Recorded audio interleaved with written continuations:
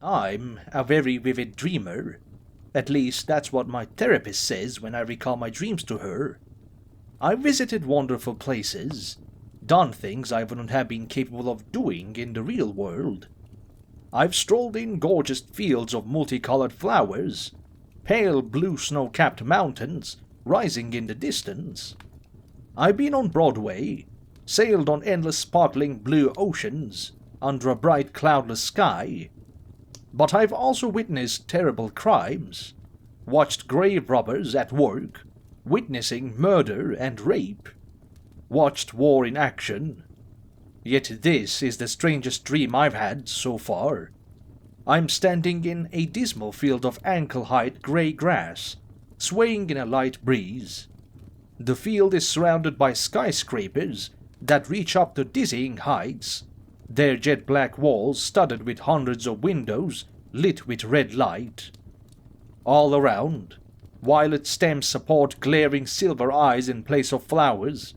Though the sky is pure black, lacking a source of light, I can still see clearly. A yawning crack in the earth is before me, webbing across the landscape, splitting it into thousands of islands. For a moment I stood, surrounded by this, until I began to walk towards a circle of trees, following a path that had not been there before. The trees were a darker shade of grey than the grass, and the trunks seemed to be moving, as if it were made of millions of teeming ants. The leaves were red, and glowing as if emitting their own light.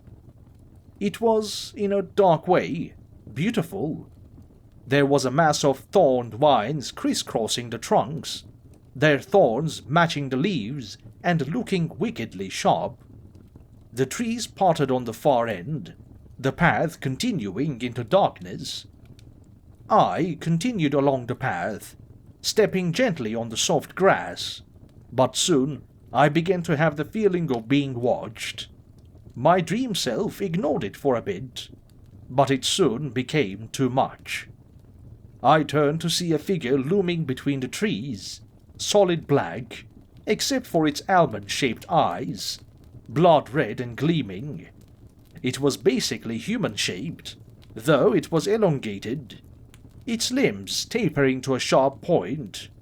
The creature had no nose or hair, but it did have a large mouth, full of sharp, gleaming ivory teeth, stretching across its face to where its ears would be.